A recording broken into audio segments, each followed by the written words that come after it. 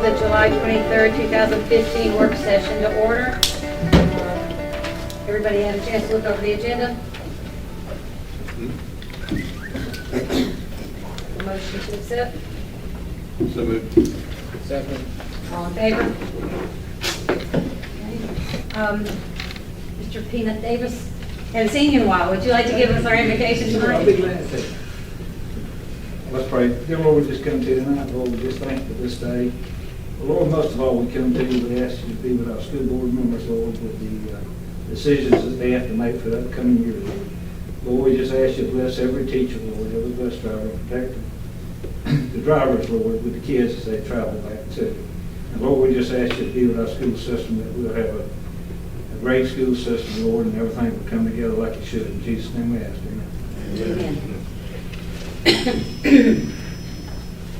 Right. On the agenda, thank you, Mr. Davis, you'll find the review of minutes from the previous meeting, the June meeting.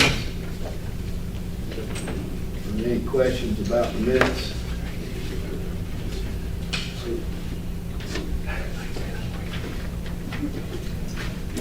If there's no questions about the minutes, I would, if no disapproval, we'll place the minutes on the consent agenda for the regular meeting. All right. Next item on the agenda is the monthly financial report.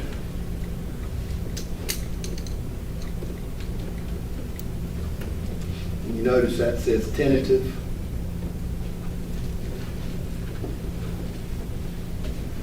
And you'll see our beginning year fund balance, and then the tentative end of year fund balance. We're down right at about $1 million in fund equity.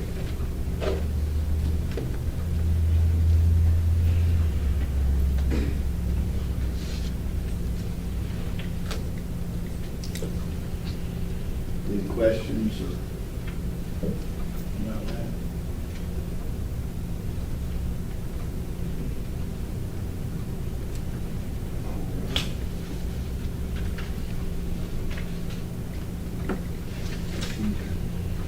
Go to the next agenda item, you'll see the tax digest. We are presenting the tax digest to the board tonight. The tax assessor's office and the county commission has done their work on the tax digest, and now it's time for the Board of Education to approve the tax digest to be advertised in the paper for the next 2 weeks, and then we will have a call meeting to approve the final tax digest and set the millage. So as you see, we with the proposed millage for 2015, we're going to take the rollback and reduce the millage based on the rollback rate. You'll see the revenue will be slightly less than what we brought in last year.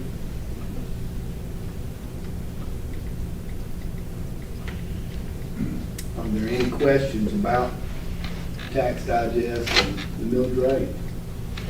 We're gonna roll it back to what? 16.161. Hit me with those numbers, man. How much lower we gonna be? It'll take about, it's not gonna take much off. It's only a $30,000 drop, $30-some thousand drop from prior year. Why? Why? Because real property we did see an increase in our real property valuations this from assessments that went through. But overall, our tax digest is flat, continues to be flat. You can see it's nearly identical from the prior year, 820. The net digest, 820 million. That's this number right here, and that's what the millage is calculated off of. But the negatives, even though we saw this increase in our real and personal property tax, mostly that's $20 million of that is personal property from equipment, but another part of it is real property valuation assessment increase. But the big negatives for us are $21 million of drop in the amount of digest for motor vehicles, and that's the change in the law that came back in 13. If You you go can back see, to, you're going Yeah. to 13, I'm sorry. Yeah, if you look back here at 92 million back in 13, that's a 38% drop in 2 years. That's just going to continue on between the aging out of those vehicles and people trading out their vehicles. They'll no longer be on the old, what we call the birthday tax, the personal property that you pay on your motor vehicles. Then the other big one is the exemptions right here that are allowed, and the bulk of that is related to Freeport exemptions that are rated at 100% within Cotton County. Those Freeport exemptions are against inventory that retailers carry. So there's a 100% exemption on that inventory, and that's just a pure and simple, reporting. I think there was the Pilgrim's Pride reported $20 million of personal property up here, but $19 million of Freeport exemption down below in this exemption category. So that's the biggest piece of that. But a Walmart, any of your retailers are going to report that Freeport exemption, and that created that net effect of basically a flat digest from the year prior.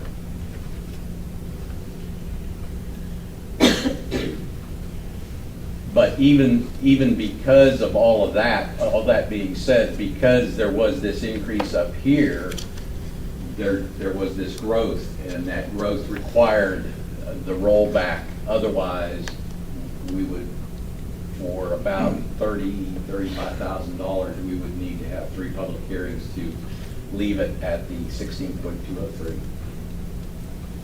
How many hearings you said? How many what? Hearing. 3. Why? Because it's just the law. If you increase the millage rate, or you don't go on this rollback, you don't go and take this rollback, you're required to hold 3 public hearings, the board is, to allow taxpayers to come and voice their opinion about it. The net gain or loss, depending on how you look at it, is roughly $30,000. Right. Hardly worth the 3 meetings for that. That's the thought. Yes, sir. I'm just going to say to Ms. Johnson, this law was probably well-intentioned when it was passed during Barnes' administration. Basically, if you had a tax digest of $1 million and you had your millage set at, say, 15 mills, and then the tax digest went to $2 million, everything else being equal, you should be able to cut back your millage to 7.5, chop it in 2. And so what the law basically said was, if your tax digest goes up, if you've got to have 3 public hearings if you're going to leave the millage the same. What it kind of ignores is workers' comp's going up, insurance going up. Well, this year it's a double whammy. Because not only in Coffee County has the tax digest gone up $40,000, but we've got this new tax where when you go out and buy a car, you pay a big hunk up front, and then from now on you won't pay but $20, $30 for your tag, rather than the assessed value for your tag. So right now, Coffee County and Coffee County itself and the school board are getting hit on the school tax, and we have to do a rollback because the tax digest went up, and if you leave the millage the same, then you're gonna be collecting more money, and you've got to go have 3 public hearings and tell the public why you're gonna do it. Well, it's obvious. I mean, you got a million reasons, money coming in from the state, but that's the law, and this year is just $30,000. People say, oh, you're raising the millage. Well, you're not raising the millage, you're leaving it the same, but the digest, but it's just not. We feel like we can manage, given the nature of our deficit, we felt like we're just taking the rollback would be something we could manage this year. Let me ask you this, I mean, you talked about this earlier today, but at that time, you know, we were talking about the difference being about a third of that. You know, and it's almost not worth going to trouble to have all those meetings, but $30,000, if we say it's gonna cost us $20,000 to do all this, the meetings and the hearings and the. What would be the net effect of the rollback if we don't take it? What is the net? I mean, what? Is it It would be- 30,000? No, it would be about 35,000. It would be that 29 plus the add-on And my point is, I was fine with $9,000, Mhm. but $30,000, I mean, I'm about. that $9,000 number, I think. That was last That year. was last year. The difference between the 149, if we did not take the rollback last year, we would have been at 140 instead of 149. So there was a $9,000 difference last year. This year it's about 35,000. Difference between the rollback and not the rollback. Miss Lot, the flip side of it, when you have it, the public doesn't really think you're raising the millage because you're not, it's staying the same. Well, that's what I'm getting at. And once you lower it, now when you need to go up, then you're gonna be raising. That's what the public hears, But is raising the we're not millage. going up. just- Oh, I know, but I'm saying if you drop it now, and drop a little bit last year, and then if you need to go Yeah. up, That's gonna be tough. Well, I mean, like I say, for $9,000, I agree that, you know, that was probably not worth doing, but for $35,000, if all we've got to do is have 3 meetings, yeah. I mean, we're broke anyway. and 2 of them be on the same day, they can't, 2 of them can be on the 12 same. noon and a 6 in the evening. You Right. go 8 o'clock in That's the right. morning, 12 noon. and I mean, what I'm saying, 6 o'clock in the it's evening. not that big a deal. I mean, 3 meetings, $30,000. To save 30,000? Well, originally, that was my thought going in, and, Now, they will have to be a week apart.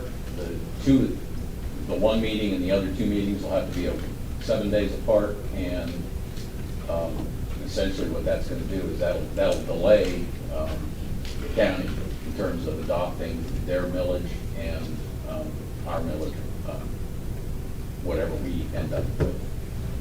Currently, the schedule was gonna be, they were gonna have their meeting, I think, on the 17th of August.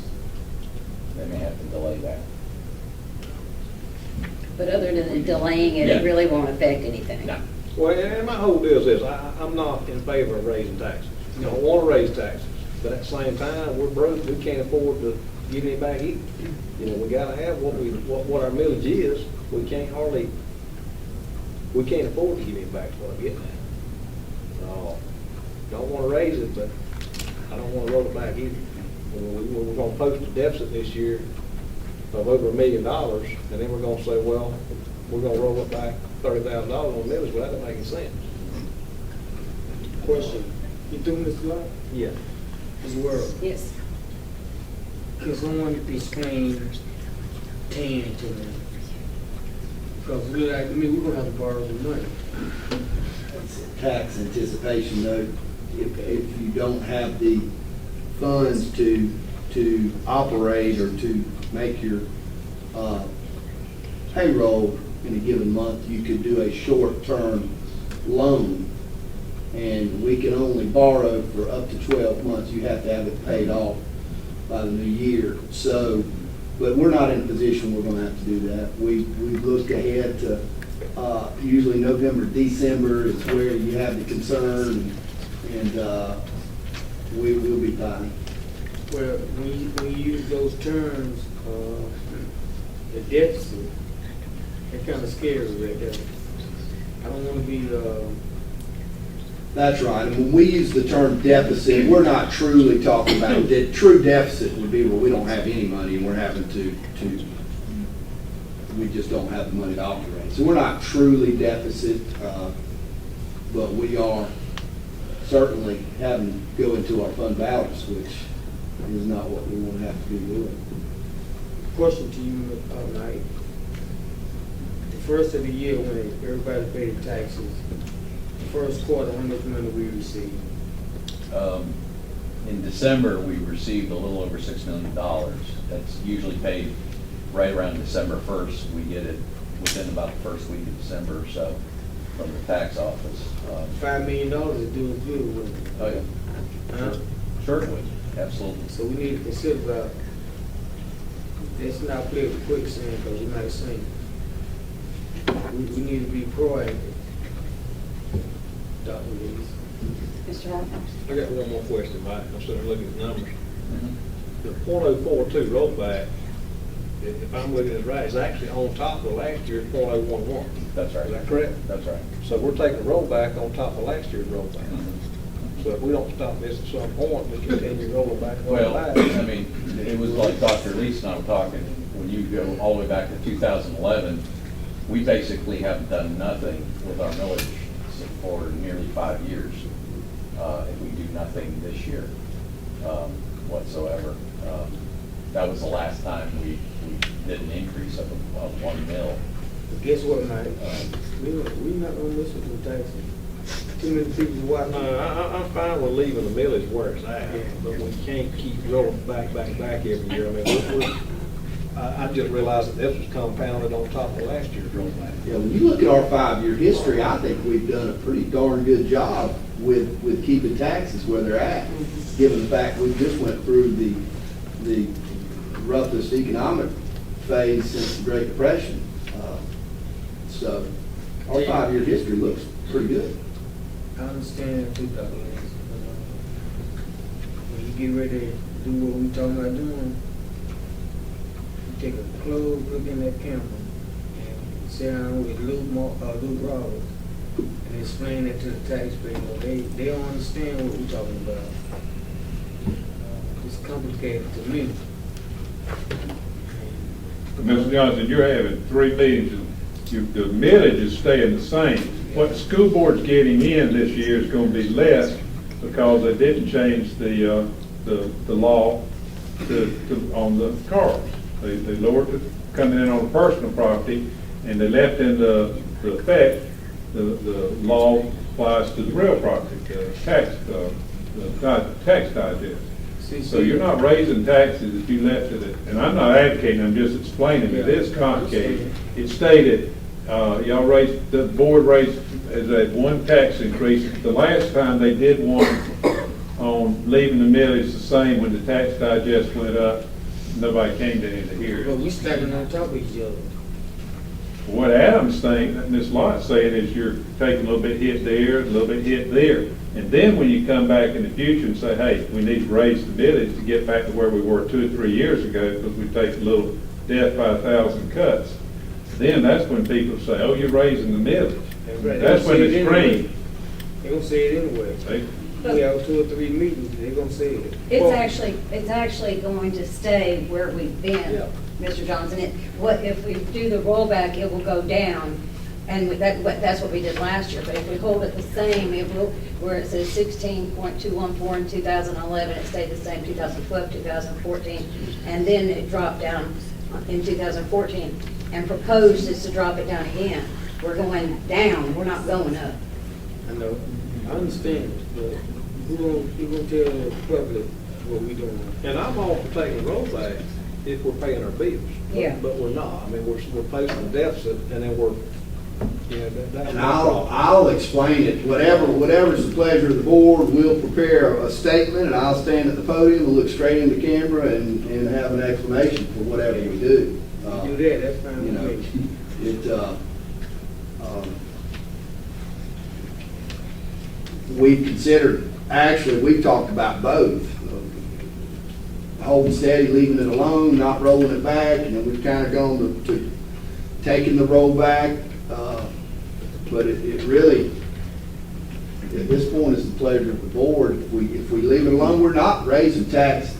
No, If we leave the millage rate you're not alone. dropping, you're not raising. All we're you're not doing is dropping. complying with what I would call a silly law that was put in place during the Barnes administration that penalizes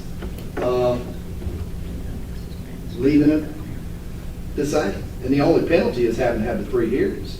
Would that be correct? And see, I think it'd be more money than that, because this right here is basing this $29,000 is based on the rollback that we took last year. I think by the time you figure all that down, You think that would present it? I mean, I may be wrong, Mike. Is it gonna be more than that or not? If you say if you figured on 16.214, the millage had stayed the same till you took the rollback, yeah, you're compounding it. And the real problem is when you gotta, if you ever had to raise it in the future. Now, if the tax digest went way up, you gotta keep dropping it down, and the state's sending less down. It's just, it just hadn't caught up in Atlanta with laws they passed a long time ago. Where's, Dr. Lisa, where's Dominique and Jay Roberts and Tyler, whatever his name is? Where's they at when we need them? So what we need them to do is go up there and tell them to end austerity this year. We're still experiencing $2.3 million in austerity. I doubt we'll get that by you.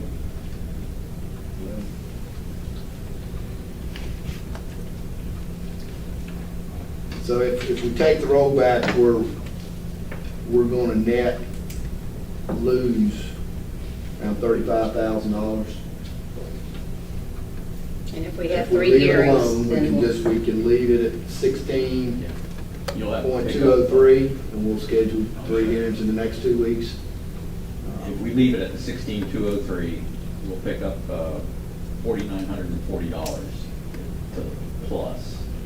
In other words, instead of 13,266,802, it'll be 13,301,281. And that means that the difference between that net increase and 13,296 is $4,900. In addition to the 29,000. Okay, yeah. So that's. Yeah. Okay, so let me, Yeah. so let me ask you this then. When we rolled it back last year, we can't get that back. I mean, as far as we can't roll it back to 16,217. Well, you could go back and say, if you're gonna have these meetings, we're gonna put it back at 16.2. 16.214. Which is what the millage is. No, no. the millage is 16. Okay, so once it rolls back down to 16,203, that's our millage now. It does not go back No, up. it does not, no. Unless we hold it. See, so if we let it roll back this year, then our new millage is 16,161. It doesn't go back. Going It's not forward gonna pop back until- up next yep, year. That's right. I see that's, yeah. I'm kind of like, if we've got a tailwind with the economy, and we know that, well, we know the motor vehicle thing is going to continue to drop. But if real and personal property continues to go up, and we accept the rollback this year, then we're that much farther behind. That's what I'm So- getting at. I just don't see how we can keep taking, and see, I didn't realize it didn't come back when things picked up. It stays down. No, it stays. I mean, that's just my opinion. I don't. So we'd have to have Next meetings, we'd have to year- have meetings to set the new millage. The county officials are saying next year, part of that prison out of Nichols is coming on the tax rolls. A pretty big chunk of it, and that'll add a pretty good amount to that top line there. I can't tell you the number, they didn't give me a number, but that will, again, create a rollback situation that we'll have to revisit again next year. And listen, we get when we can balance our checkbook, I don't have a problem with rolling back, but I mean, we're sitting there posting a deficit, and then we're giving money away that, you know. Mr. Travers, any opinion? Balancing the checkbook, gotta go cutting something somewhere. Well, how do you feel This about? little bit of rollback ain't gonna do a lot of good. No, it's not, you're right, it's not gonna get us out I of say where roll we're it at. back, in my opinion. Roll it up. We need to vote on this, would there be any action need to be taken? Yeah, You It, know- go ahead. You know what people's doing, Mike? No one buying cars like they used to. So if they stop buying cars, what we gonna do? Well, this last year, we've already brought in, we've got one more month to post, we've brought in just a little over $1 million on TABT. That's the highest year we've had since it's been in place. But the overall trend line is indicating that we may have hit the peak as far as the combination of that TABT tax number and what we're getting off of this 56 million. And we're gonna be on the downslope from here on out because we'll lose another, 15, 20 million on that next year between age and cars dropping off on trade. But the thing about that is there's only so many cars people will buy and replace, and that million plus that we're getting this year may be the high water mark for us as far as TABT money. If we end up with $50 million more than that digest next year, and we don't roll back, can you figure that? Well, I'm just trying to find a number that'll move the needle, not, if we have $10 million to do this stuff, but if the prison comes on board and property values continue to. The prison's Yeah. gonna be really substantial. There could be a hit next year, and especially if people don't start buying cars. If people buy cars, that other tax will come in the back door. If it stays down, it'll be a good hit next year. Yeah, if we don't take the rollback and we leave it at 16.203, and then the prison comes on next year and we leave it at 16.203, we'd have a nice increase. Well, that's what I'm just trying to in find revenue. I don't know what that number's gonna be, but Yeah, conservatively, we have, let's say, because I'm looking at what we've added to the, But at least that could be, if the prison comes on, that could cause another rollback unless you have the 3 hearings to leave we it. wouldn't take And- the and rollback you don't- in, for sure. You don't know what the exemptions are gonna be off of that either. well, I'm just ballparking anyway, just to kind of, I'm sorry. But the problem is revenue. We're revenue deficient from the state, we're revenue deficient locally. I mean, if you take our revenue locally, it's, we've got a lot of farmland, and a lot of that's under exemptions. We don't have interstate, we don't have mountains, we don't have coastal property, we don't have lakefront property. Unless you count Bay Meadows, and that's not really like Lake Oconee or something, So, we don't have a lot of what these other communities with healthier tax digests have. So, and geographically, we've got a large system. So, About 300,000.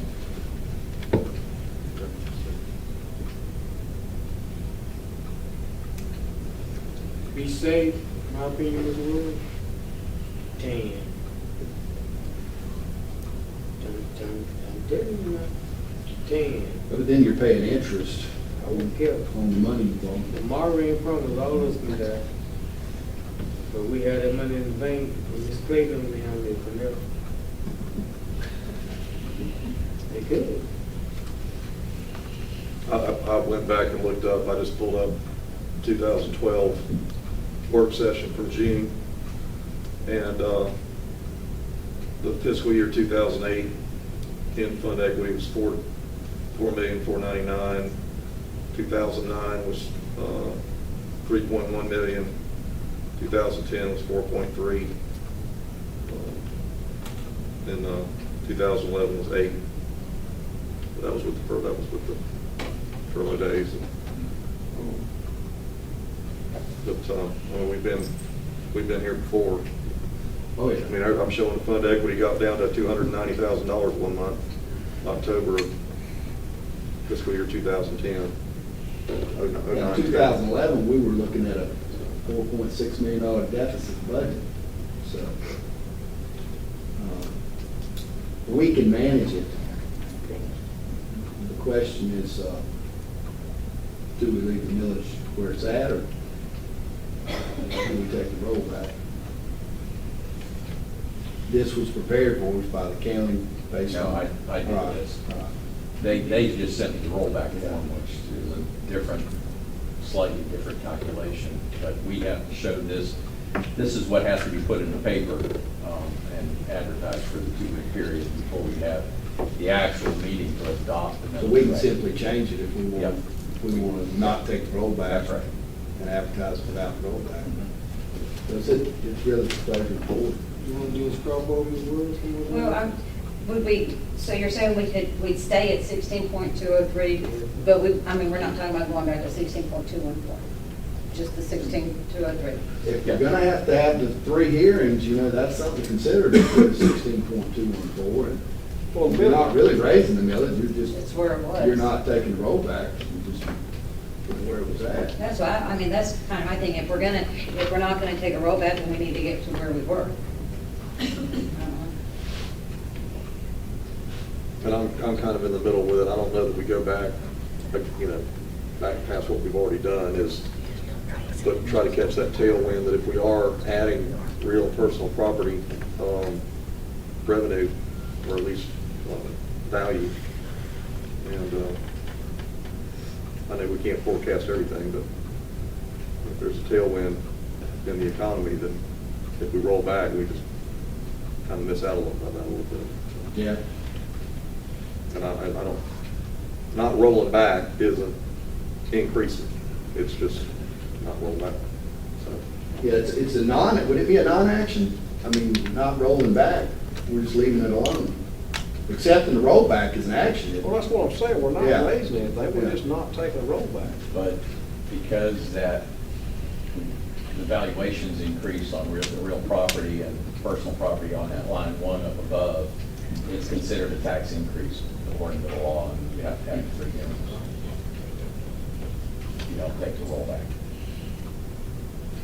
What's your recommendation, Doug? I was prepared to come in and decline the rollback and take the rate that's proposed, 15, on this spreadsheet. But, given the fact that this talk about the prison, some of that coming on the tax goals next year, and the fact we could miss out on some additional revenue, well, is concerning. And the thing about it is, if you don't take the rollback this year, prison comes on next year, you don't take worst case scenario, you get more money coming in, that's a problem we like to have. If we take this rollback, Yeah. and then next year prison comes on and there's another rollback, then next thing you know, the economy's increased some, but yet we've got no more money out. That's right. I don't want any tax increases if I can help it, but at the same time, we can't afford to just throw money away just because, Do what, Mr. Lott? I said, I don't want any tax increases, but I don't think we can afford to throw money away either when we're broke. I agree with you. We can't afford to be throwing it away for sure. Yeah. I agree with that. I think that's one reason we need to be more involved with our budget next year than we were this year. But are we talking about a real significant amount of money between the? Well, I mean, you're talking about $35,000. I mean, and I know that, you say, well, that's $35,000, but I mean, that's a half salary somewhere. That's something. Just But have. I'm talking, not what we would, our end of it, how would it affect people in the They're community? still gonna there's still gonna be a 16.203 instead of Right. 16.2, that's still lower than the millage rate. Right. They're- So they're still I paying don't lower think than the millage anybody rate. would have a problem with it, even if we went back to what we were at. I don't think they saw enough of a decrease in their taxes from that little bit from 16.214 to 16.203 that it would bother them. I don't know. This world, if you increase it .001, They're gonna be upset? that's a millage increase, that's the headline, But and just not doing the rollback is just keeping steady water. And if the present, and is coming on next year, it would take you back close to your 16.24 probably. If we were to go up You a know, the mill or fact 2 of it. mills, I can see where people would get upset, but in the whole scheme of things, you really think they'd be upset about? No, leaving it a road, when you I don't think- roll it back, But if you Well, keep people need to taking, get more involved in education, But- that's what it takes. but if you keep taking this rollback, and eventually 3 or 4 years down the line, you have to go on there and raise it back up, then you are increasing, then they are mad with you. All we're doing right now is not taking a rollback. If you keep letting this go every year, then eventually you are gonna have to step in there and raise it back Right, up. Right now, you're just saying, we're leaving it where it's at. okay. And then we could I'm even good be with that. incremental where we just don't roll back this year and then next year we look at the digest Right. and make a Exactly. decision on that. Look I at this, recommend we that comes on, leave the that's right. millage at 16.203, we don't do anything to it. We Amen. just leave the millage where it's at. Okay. not unless you pass a continuing resolution tonight at the regular meeting, that means we just keep operating where you've been. All right. That's what we have to do, right, Mike? Just continue the resolution. We need to make a motion on this, or just what's your guys' vote? I think if we don't vote at the work session, so we'll vote at the regular meeting. And all you'd vote, just leave the millage the same, which is what you do. But there will be 3 years, so. And look, our village isn't going up. No. Heard that, Luke? Yeah. Heard it, Dean? No millage increase, that's the headlines. No, No no, millage no. increase. That'll cover it, no millage increase. That's what they want to That'll hear. cover it right there. Storm the tax assessor's office. They're the ones that reassess. Stone J. Roberts and Tyler and Dominique all. I would done left you, man, what you talking about? Jay don't left us. Yeah. All right, well, great. We'll move forward with that. All righty, and we'll talk about dates for those hearings we have to have. I'll just get with y'all, hold on some dates. 21st Century Learning Center.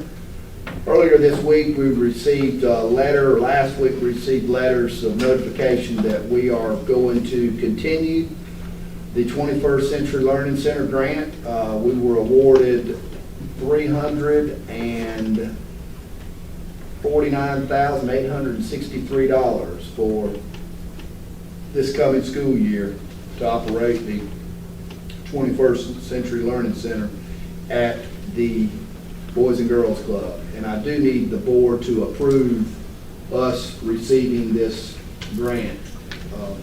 So I would ask the board to place this on the consent agenda for the regular meeting, so. Are they meeting budget, are they doing okay? They're doing fine. They are really, had a great summer.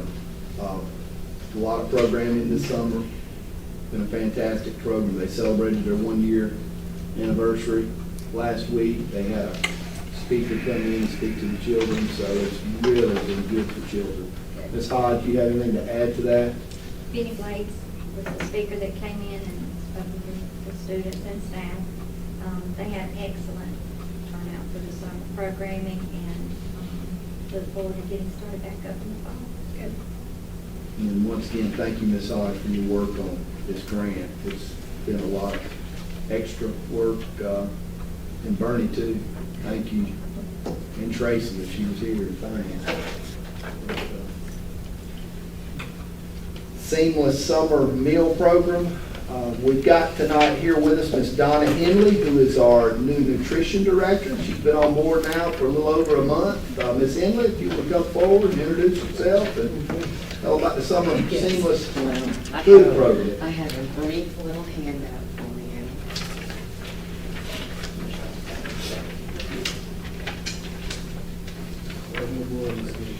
Thank you. Here you go. All right, what's going on in school nutrition? Coffee High School prepared and served 9,027 lunches and 5,595 breakfasts for summer feeding during the month of June. The school nutrition program serviced 13 sites, 3 of which were in Pearson. We served meals to band camp, ROTC, and the Coffee County football team. This week, we served out-of-town football players who came to train with the Coffee County football players. The school nutrition program collaborated with Telamon, which is located in the Career Academy building, to provide meals for the CACFP, Child and Adult Care Food Program. Telamon currently serves 14 meals to children ranging in age from 9 months to 5 years. School nutrition has a contract with Telamon to provide meals until the end of the program, which is December 11th, 2015. Well, that's fantastic. Sound good? Yes, ma'am. Okay. Y'all have any questions for Ms. Henley? How are they chosen through this child and adult care food program? I assume it's 14 people they're serving to? It's or- 14, no, it's just the 14 children. Yeah. 9 months, and they, actually, they came to us before I even started. They, I think to either Mike or Sheila, and they had done a contract with them. It's not part of the school lunch program, so that's why we have a contract with them. Right. They can do daycare centers or adult, caring for adults. Mhm. I think It's a- Telamon, they serve the migrant community, don't they, in that? Well, I went over there today, and it seemed like there was migrant over there. Because I wanted to go see how many children were there. Because last week, I think it was only 10, and she had told me that originally she thought it would be between 20 and 25, and it may get up there, maybe when school starts. But right now, they have 14. They had 2 little classrooms set up, and the kids were eating when I went over there. And they're doing it family style, where the food is being brought to them like in pans, and then they're putting it in bowls, so the kids can actually put it on their plates and serve them, except for the babies, of course, and serve themselves. So it's really a neat program. But again, it's not really part of school nutrition, so they came to us. It's not that we chose them. Mhm. And normally, programs like that will come to you. So, like with the summer feeding, it's kind of like word of mouth. There's also a website that they can go to see what communities are providing summer meals. And they normally, if there's a need, they'll contact me or the school nutrition program in a certain county. So, Have any of the are there any requirement changes in our No. schools' lunches? no, this not year? right now. No sodium, Have we sodium. learned how to work around it, or No, throw you some guys, things no. in there But for no, seasoning? Well, seasoning. But you have to realize too, a lot of the seasoning, it's sodium. Yeah. And sodium is what are the regulations. I think the next requirement we have to meet is maybe 2016 or 2020. I'm not sure, because we just met one. So I mean, we're good right now, for a couple of years. But then lots of times the food manufacturers, they have to work with school nutrition too. And the government, because they have to reformulate everything. I mean, it's not just, it's all around. Right. So, but no, right now we're good. Right now we're good. Actually, I had sent, I know I'm gonna go over just a second, but I get excited over this. The Smart Snacks in schools, I had 2 of the principals approach me the other day after our meeting on Monday and asking me about the Smart Snacks in schools. And I said, there's a lot that you guys can serve. And I came back to the office, I found the link, and I sent them the link, and it's like a calculator. So if they were to get a nutritional label from an ice cream sandwich, let's say, because I think they can serve ice cream sandwiches. There's a lot that they can serve. Just they can't be in direct competition with the school lunch program, but they can serve lunches, and then after the kids eat, sell them ice cream so that they can make some money. Right. So I'm excited about that because, I mean, I know that is a huge, I know the schools have to make money too. Right. You know what I like to see? Sunday best. Get your manager to put a little Sunday season it up. Yeah, well. Can't do that. You can't do it, though? I can't, I'm sorry. How about some cars of fried chicken? I haven't even checked, We don't have any fryers in the cafeteria, do we? No. We're not supposed to. So, do you guys have any more questions for I me? do. I'm serious about this. Can you get with your manager, just let them put a little Sunday? No.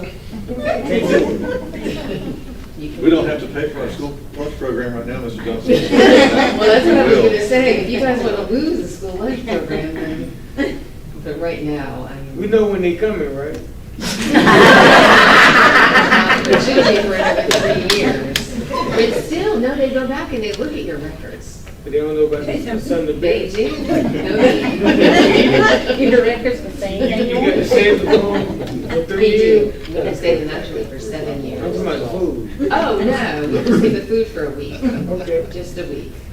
But you know, you never know. You never know when somebody can pop in. Well, I will do my best. if you would, look at You know, it. I have to tell you, I eat the food. I I eat mean, it I too. really do. And I can eat more if it was cooked like my wife. I'm sorry. All right. But thank you guys. Thank you for letting me speak. Thank you. Nice to meet all of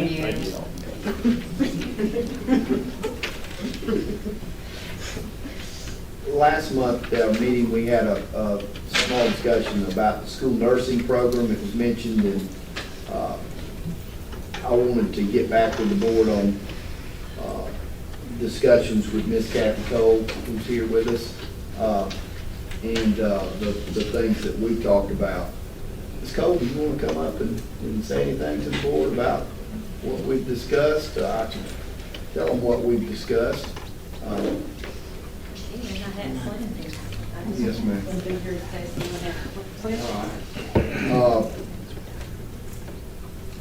In talking about needs for the nursing program, as you all may know, or you may not know, we have one of the most robust telemedicine programs in the state of Georgia. We've been told we have the most robust telemedicine program in the state of Georgia.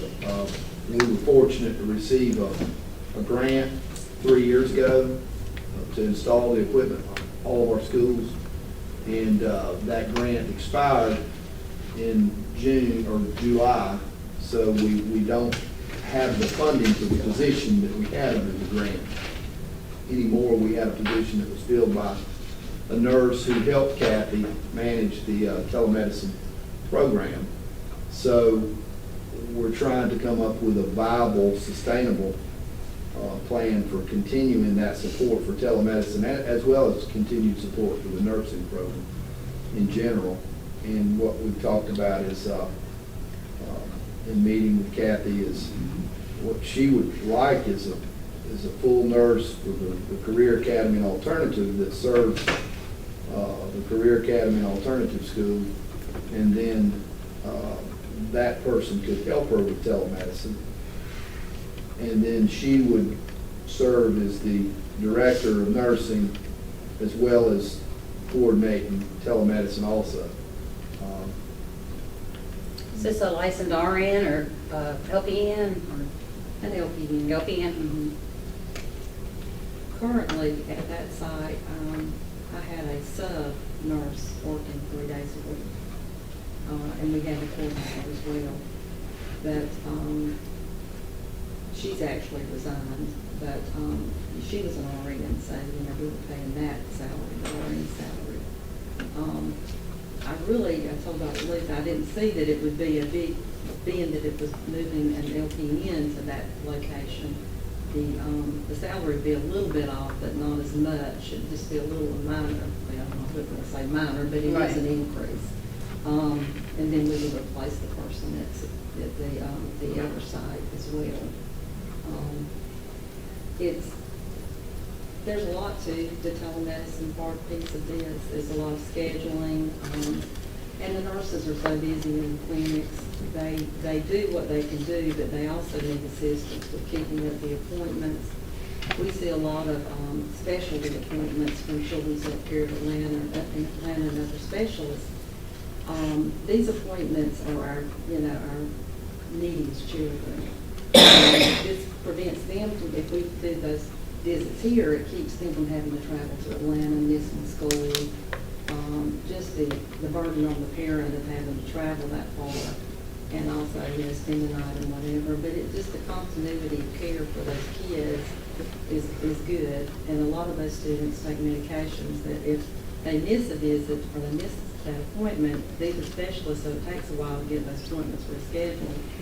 And in my position, I'm the supervisor for the whole county, and we're starting out this year with a couple of family leave, one's out on family leave and one's out on medical leave. So I have two brand new coming in to be a long-term sub, which is going to require a lot of my time. Do the physicians in Coffee County have like a physicians league or organization that do they have? They've got the medical staff that meet out at the I mean, the hospital. medical staff weekly. does, yeah. They- But I mean, I just wondered if there would be like, we have several pediatricians in town or something that they might be willing to possibly go together and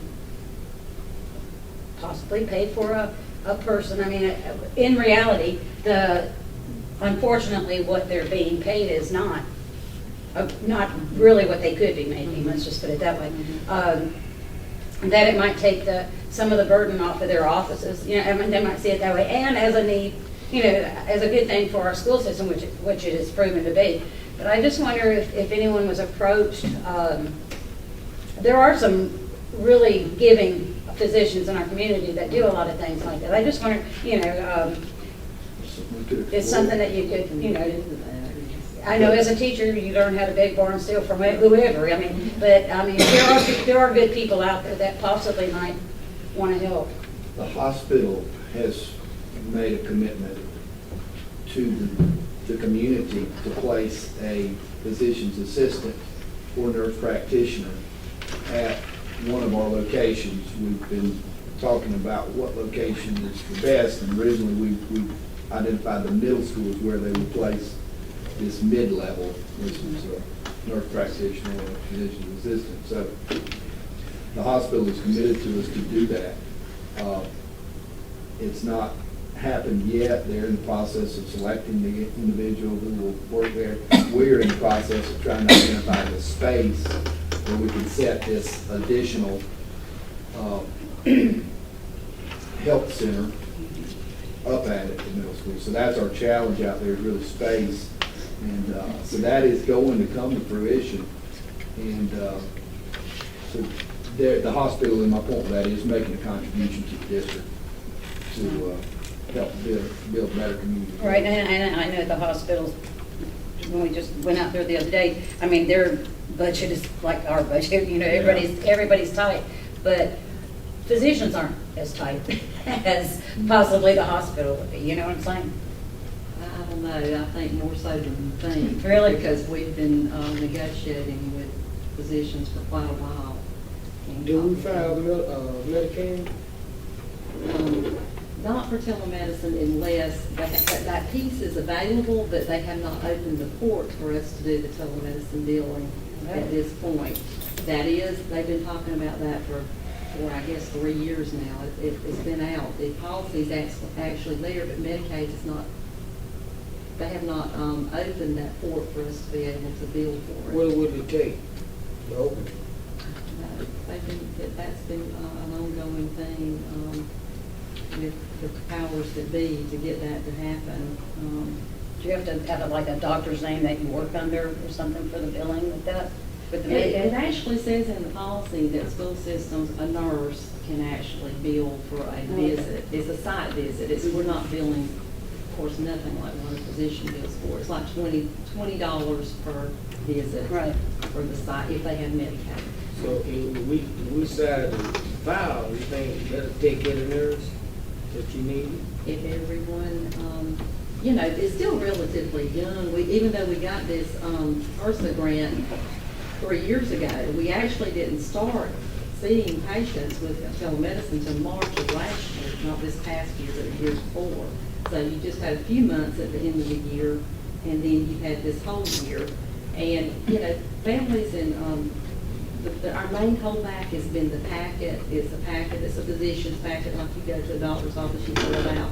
And, you know, it's hard to get parents to sit down and fill out that many pieces of paper and get it all correct. And it's got to be correct when you fax it to the doctor, because he's got to have all that information. So is there any grants out there that we can tap into? We're looking at those. We did write for a grant like this last year. We did not receive that grant. It was for physicians. It would have really covered physicians for 3 years. Well, look like to me, Dr. Lisa, you and your team will have to tap into some money. Lisa? Well, that's why I wanted to present this to the board, the concern that we do have in a need, you know, our challenge is how do we. Is there anywhere that has used this prior to, before we, you know, we've just started? Are there places that have had this going for a while and kind of worked out those things that y'all could visit? Well, we have visited Dr. Munford and I visited Berrien County, and their nurse that had been there for 15 years that actually started it, and that was the first site in Georgia. She came to visit with our principals on Monday, and she spoke of all the challenges. And, you know, the financial piece of this as far as is really a challenge right ongoing. What I see as a school nurse, and I've been doing this for 20 years in this county, and I'm sure as a teacher, or what if you see it as well, kids come to school sick, you call and try to get them to see a doctor. Well, they can't get in that day, or the parents can't pick them up, or whatever. They end up in our emergency room. They never get their medications. They come back to school day after day sick. And what the vision is that we'll be able to treat them by a physician, and then we're going to keep them in school. They're going to be better educated. They're going to be better in school. And see, and another thing that we're doing is seeing our faculty and staff as well. And so we keep them well and keep them in school. You know, that's going to cut down on your subs that have to come in. And if kids are at school, it's just a win-win, and it's going to keep people out of the ER. Right. Yeah, for the hospital, which that's our tax dollars that go into all of that. So it's just a big plan, a big vision that everyone's got to buy into, and it's kind of like a business. It's just gotten started, and it's Dr. Childers met with our last telemedicine board meeting. He's been doing most of our local appointments, and he just encouraged us to continue to do this. He said, I will continue to do it because I feel like we've just gotten started. Let's don't give up yet. But my concern I'm currently will be doing 3 jobs if I don't get this help, and I'm fearful that it's going to just crash because we're going to make some big errors, is what I'm saying. You're going to make parents angry because we missed appointments, and you'll make physicians, you'll get that. I just don't want We've got to be able to keep it going. This is something really, really great that we can offer to our students and our staff. We need to be able to make it work. Yes, we do. And Mr. Love. Is there any way that we could, or would it even be of any benefit, but would there be any way to partner with, you know, we've got some fairly robust nursing programs in this county, in South Georgia College, I guess has got one.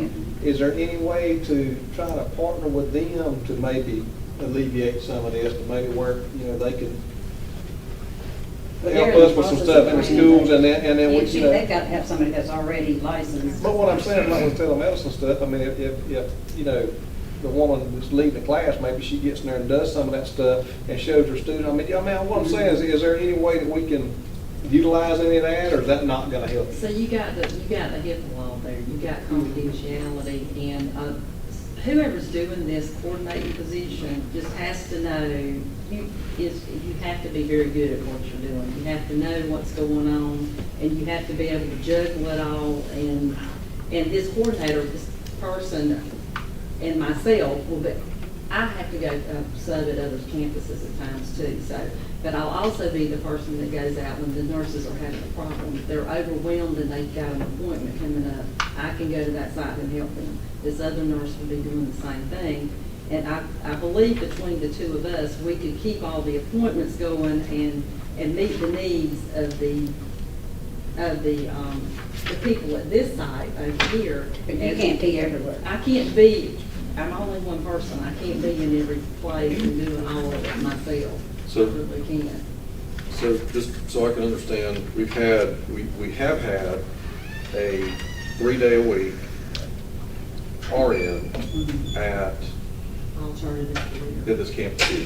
And what you're asking to do is replace that position with an LPN Mhm. all week, Mhm. and also they'll help you coordinate the telemed program. It'll kind of be a nurse, clerical, telemedicine person. So what kind of salary range are we looking at there? I had told Dr. Lee that this person, she makes a very low end of our LPN salary. If she could, at least get a couple of $1,000 increase, it would make a versus 18,000 or something, I think. And she told me she didn't mind if people knew what she made, so. So she's making 18 now, Yeah, so we're talking. and that's an LPN? And she'd like to have a couple more, is that to keep her? Well, yeah, I Would mean, you- she's yeah, gonna be okay. doing extra duties. Yeah, I and understand. responsibilities, yes. I don't think it's unreasonable. I don't think she would turn it down, but I mean, I just think that's only fair if you're going to take on extra duties and responsibilities to share it a little bit. It sounds like a small investment to keep the program that's No, that's right. got its ground legs going, and doctors seem to be, especially locally, seem to be Supportive. engaged in, and that we can figure out a way to. Well, that's what I wanted to present it to y'all tonight, to let you know what the ideas are, and so we can try to make a decision on how we do support the program. So, well, thank you, Kathy. When you need to know. When do you need to know? Well, Has she already quit? over at Alternative, or the coordinator's already gone. Yeah. Yeah, she's gone, she was gone July, June 30th. Yeah, so I need somebody now. Would she be, but this is the same one you said might be willing to come back, or not? No, it's different. Oh, okay. Come on back over here, Kat. Anything to help kids, come forward. So Dr. Lee, Yes, sir. she needs somebody to help her. So, we in shape to help her? Well, I mean, I think after our last conversation about budget and such, I think we need to consider it. I wasn't expecting y'all to make a decision right here, right now. I just wanted you to have information and be able to We need to understand know what the issue is. School's starting. Yeah, school starts next week. I need to know as soon as possible, because the position that will be vacated at the other campus will have to be filled. Well, I think we've got to give Dr. Lees and Ms. Clayton and Mike opportunity to put a job description together and work with you and present it to us as a budget item, and I think that's fair. That's all. I can go for that, but soon, All right, thank you. Thank you. Righty. Policies, we've got a number of policies to put before the board. Policy GAD is the professional learning policy. We've had some slight changes since the first reading. We pulled the suggested policy from GSBA and are recommending that we go with the policy as presented from GSBA. These were recommendations made from Marvine, who works in the office with GSBA. The last paragraph.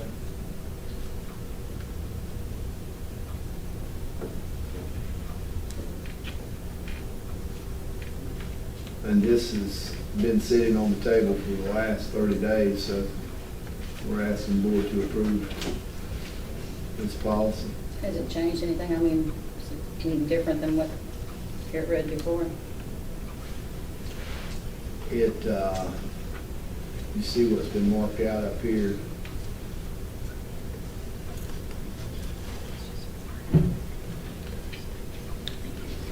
It's a fairly broad policy. It doesn't,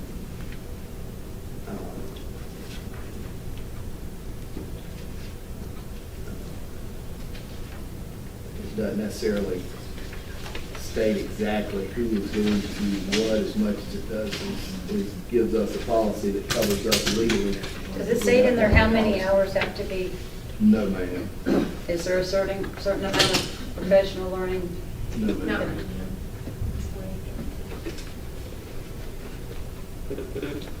So the days that are on the calendar are just set by The district. the district? To have opportunity for teachers to work and such. All right. If there's no objections, we'll place this on the consent agenda for approval at the regular meeting.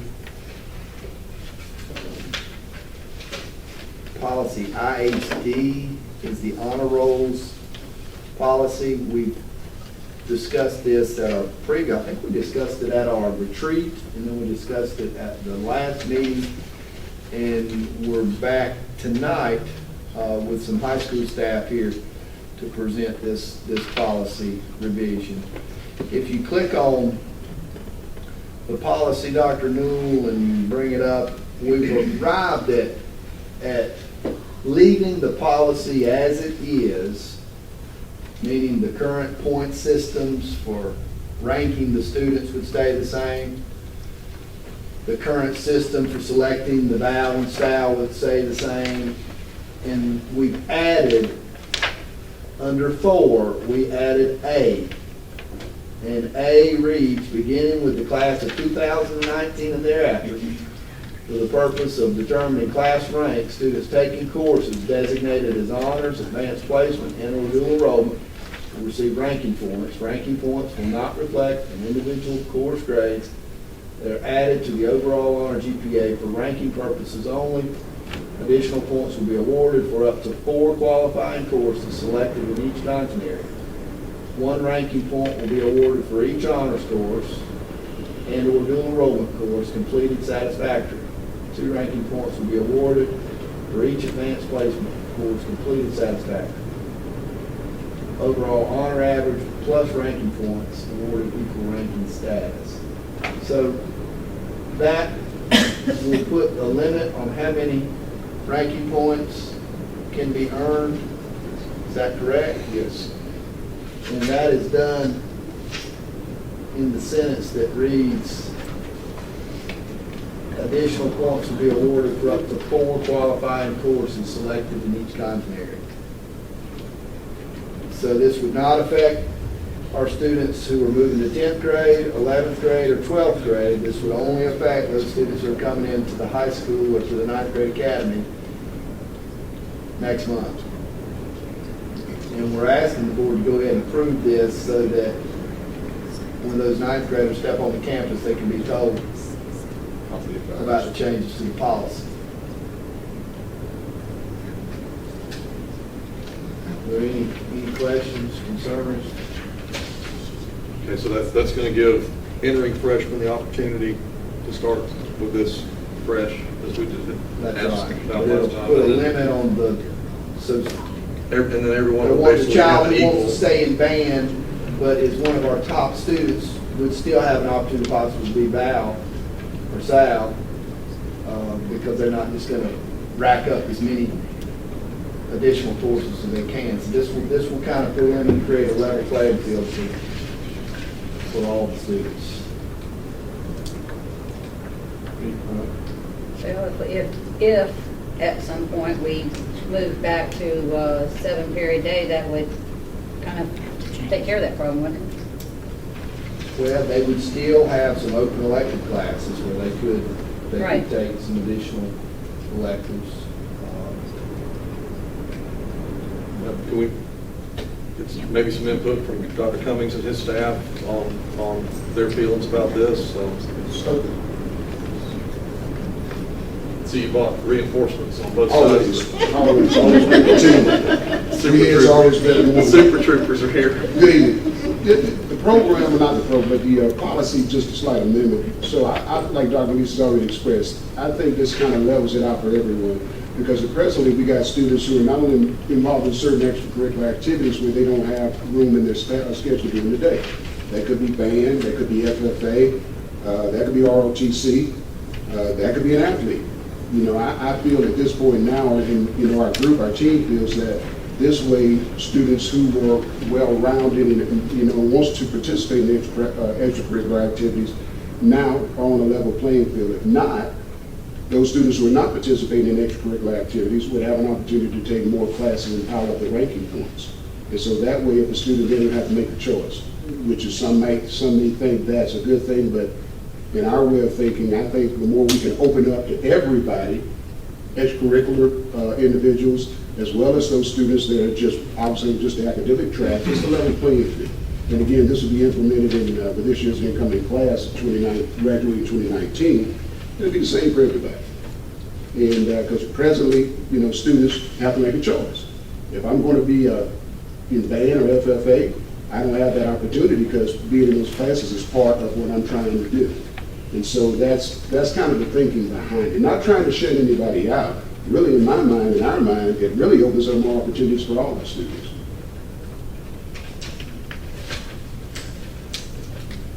Thank you, Dr. Cummings. Thank you. Well, I got a question. Go ahead, Mr. Jones. Dr. Cummings, what do you think about self-period? There's pros and cons either way you go. All the research I've ever read in my career about, you know, block scheduling as opposed to 7-period days, there's pros and cons either way. Every building is different, and every demographic, every community is different. In the larger schools, one of the things that I've noticed at the schools that I've worked at, our size and larger, the fewer transitions you can have during the day, I feel the better off you are. Because a lot of times momentum is lost in the transition. You know, right now we're on the 90-minute block. Students have 4 classes a day, 8 classes a year. They have a chance to earn up to 8 credits a year. You know, and right now students only need 26 credits to graduate. They have basically 32 chances to get 26 credits. So it's already kind of built in. If a student needs to remediate, if they slip up, there's room to get back into their schedule without them having to go to summer school. So you don't think 90 minutes will take people too long? In my opinion, I think the way, it depends on the teacher in the classroom. I think 90 minutes is an opportunity to get a good opening introduction as a work session and a summarizing activity. I think if classes are properly paced, I don't think 90 minutes is too long.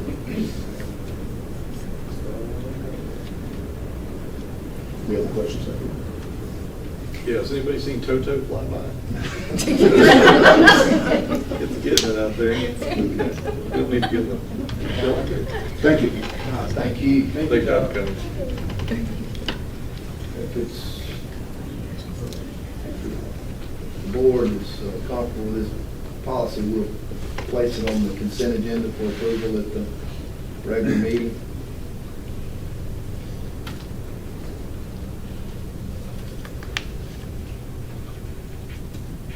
The next policy that we have is revision of policy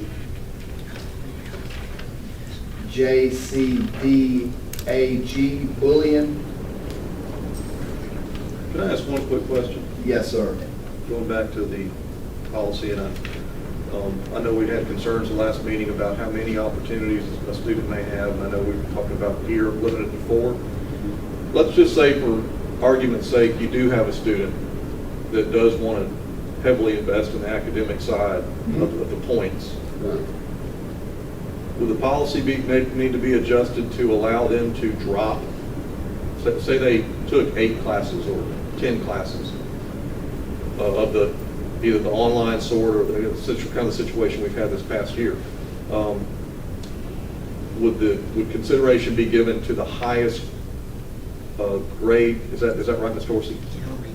The way it's set up currently and will continue to be is you take the top 4 academic, out of those academic courses, their top 4 grades. Okay. So say the student took, say, 8 in a content area. Right. They'll take the 4 highest averages, and the way the policy currently is, all those points would go with it. Okay. Where the new policy would take those top 4 grades and the points that went with those. Right. So there's still the opportunity for someone to Yes. heavily invest in that. I just want to do my academic. We're not holding that student back No. because they would. It's just allowing all the kids to have a level playing field, whether they're academically inclined or extracurricular and academics, and they want to do, you know, their goal is the same, but they have other activities they want to do. It allows what I'd call that rounded child to have the same opportunity as the child who is just academically. Well, and adding on to that rounded child, Mr. Johnson, when y'all were discussing the 7 period today versus the block, the child that's in band or some of these others, and they do that throughout their year, that's all they get in one other elective. Whereas if you have, don't they have more opportunities to invest and learn in other scheduling classes with not being locked into just the band and one other thing throughout? You're talking about the 7 For versus 7. as far as 7 electives go, periods. yeah. I would have to study it more, you know. It is pretty, you are pretty much locked into it. And that's my thinking. Not only personally, I feel like the class periods are too long. And again, I guess this is just my feeling, it's not the kid's fault that the middle school's that big. It's not the kid's fault that the high school's that big. But because we have to limit so many things that they can't do because of so many kids. And I understand what you're saying. The limiting their movement, does, I guess, lessen the chance of things happening, fights, whatever. But it also, when you don't have as many class changes, you also lose out on the different types of classes that you can take. We can certainly study it and get with Dr. Cummings and his staff and look into it. And I'm not saying to do it, I'm just saying that, and I thought we were gonna have everybody here. Are they coming at the, Seven. Okay. But anyways. Next policy is the bullying, JCDAG, and the changes here, this is still kind of rough. This was a first run at it, so this one won't be approved tonight. It'll just be placed on the table for revision. But this inserts the new law that requires that we address electronic bullying, and it changes the policy from in the past where if the electronic bullying occurred on their computer at home or a private cell phone or whatnot, then we were not obliged to do much with it according to the old law. Under the current new law, it doesn't matter if it's a private computer or a private cell phone. If there's bullying going on and it comes to our attention, then we will address it, period, in the electronic form. So this is still sitting? This is still sitting, yes. I think Mr. Cottingham had looked at this and made some changes, and we have looked at it and talked about the changes, but it's not ready to publish. I'm more concerned that what it says, then the administrator is following through with it and putting it down as bullying when it is bullying, because too many times it has been put, even fights, pushing and shoving when it absolutely is a fight. And I don't know what the terminology that's used a lot instead of bullying. And I know we don't like to get those bad report card things and everything, but we've got to be proactive with bullying. It's just come to the point. Now we've lost a child, whether it happened at school, whether it happened at home. Bullying is causing some really bad things, and whether we have to take the fall and we're on a list that says, we have a lot of it happening, if we are, then we've got to do those things to get us off of it. But people can't turn their heads anymore. I agree 100%. We do have at least one principal and several administrators. I feel confident that they would certainly not turn their head to it. Are there any other comments about this policy? That'll sit for 30 days. Yes, sir. And we'll come back next month with a final draft for the board to approve.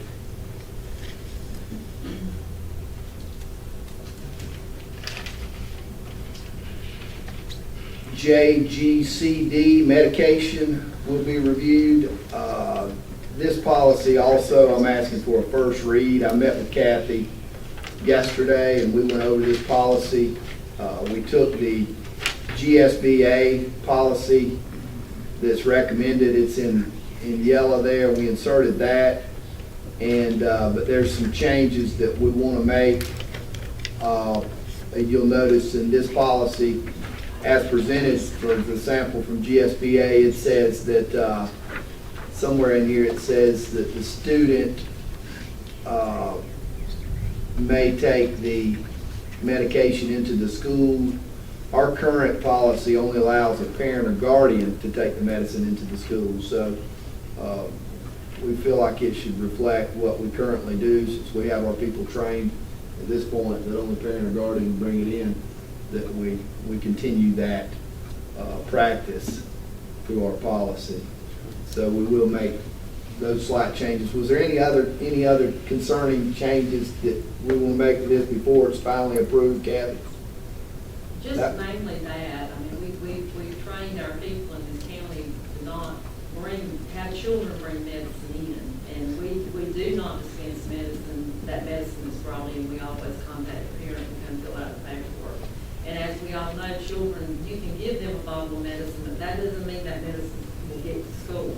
And, you know, pills can be taken out of bottles, and a lot of these medications, they are sold.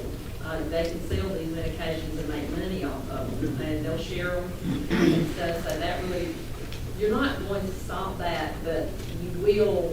I feel like if we leave it like it is, we're going to give them a license to start bringing medicine to school. So it's just that'll just be a nightmare.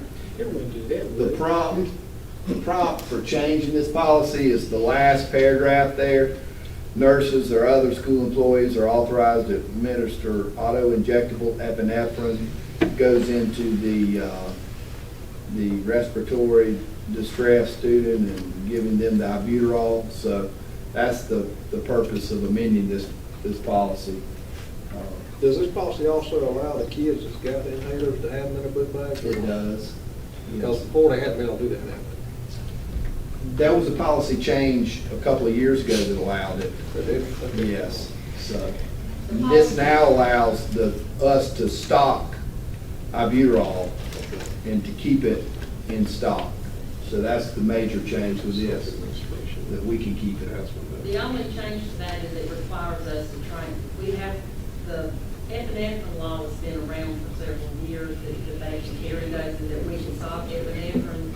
And as long as we're all trained to give it, even, you know, the staff, anyone in the school system, all staff is trained on how to use epinephrine. And this is the same thing with albuterol. All of our faculty and staff have to be trained on how to give albuterol. You just don't have to have a doctor's orders to do it anymore. It's a law now, you can stop it. All right, so that policy will sit on the table for the next 30 days, and we should have a draft ready for board approval at the next. What would your house say there? Albuterol in the nurses station. Because the doctor was safe. We've had it for years. We stopped it anyway. We already have it. And But we they just don't know. locked up. It's locked up. They don't know, okay, good, secure, Yes, sir. okay, everybody be out there like the sun. All right, policy DJEAC is the revision to the credit card policy. This was prompted by the change in state law regarding board members and use of credit cards. So this is a draft that has been put together by our finance department based on the sample from GSBA. This policy also, we're asking for a first read and approval at our next board meeting.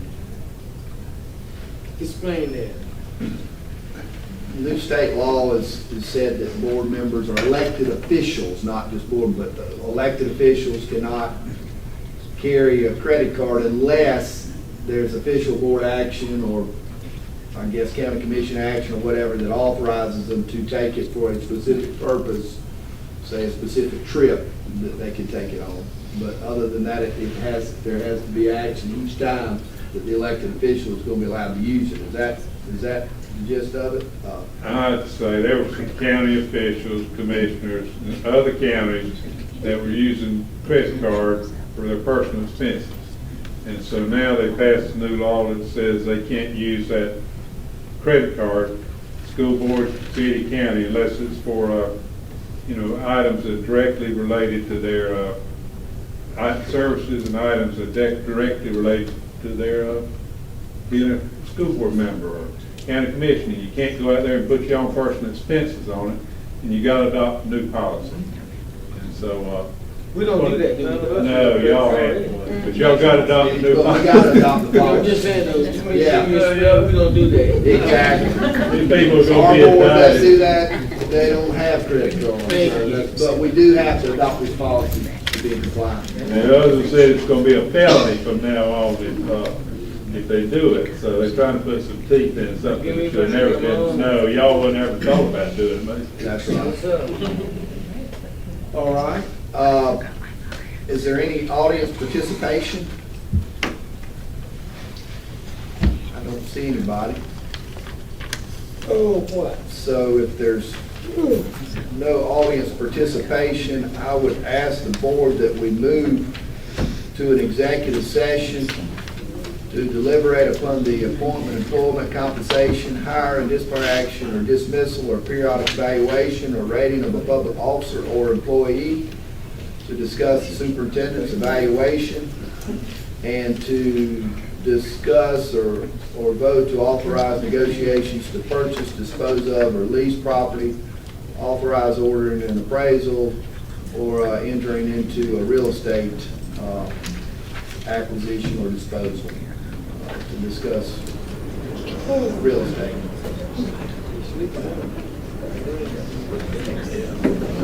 That's motion. Second. All those in favor? Now in executive session, we will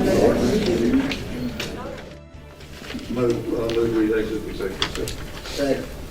all those in favor? Now at executive session. Yes, ma'am. At this time, we'll go ahead and move forward with our, we want to adjourn the meeting, adjourn the work session.